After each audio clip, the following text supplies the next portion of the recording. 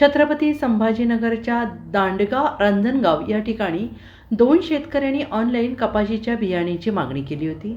मात्र त्या बियाण्यावरती बंदी असल्याने कृषी विभागाने त्या शेतकऱ्याच्या घरावर धाड टाकून त्या ठिकाणाहून 20 बियाण्यांच्या पिशव्या जप्त केल्या आहेत. या प्रकरणी बी बियाणे विक्री करणाऱ्या कंपनीविरोधात पाचोड पोलीस ठाण्यामध्ये गुन्हा दाखल करण्यात आला असून पुढील तपास पोलीस करत आहेत.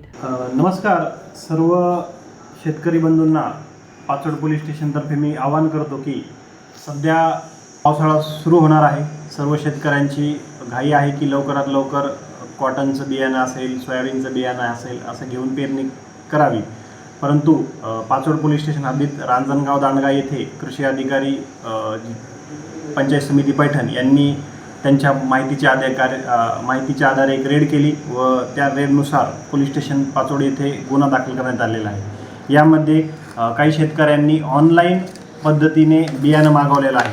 हे जे बियाणं आहे यांशी 5G म्हणून एक बियाणं आहे आणि शिवा गोल्ड असं एक बियाणं आहे. तर या बियाण्याचं महाराष्ट्र शासनातर्फे कोणतंही अधिकृत उत्पादन नाही आहे किंवा लायसन नाही आहे, अनधिकृत बियाणं आहे, हे निष्पन्न झालेलं आहे.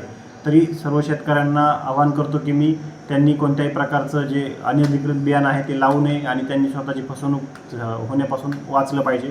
तर आमच्याकडच्या पोलीस स्टेशन पाचोड येथील गुन्हा दाखल झालेला आहे. जे अनोळखी आरोपी आहेत त्यांचा तपास आपण करत आहोत आणि सर्व शेतकऱ्यांना एवढंच आवाहन करेल मी की अनधिकृत बियाणे खरेदी करू नका व शेतकऱ्यांची फसवणूक होण्यापासून आवाहन करतो की सर्व वाचले पाहिजे आणि कोणाची फसवणूक झाली नाही पाहिजे. ज्यांनी अधिकृत दुकानं आहेत तिथूनच कॉटन असेल, सोयाबीन असेल याचं बियाणं घेऊनच पेरणी करून स्वतःचं उत्पन्न हे वाढवणं आहे. धन्यवाद.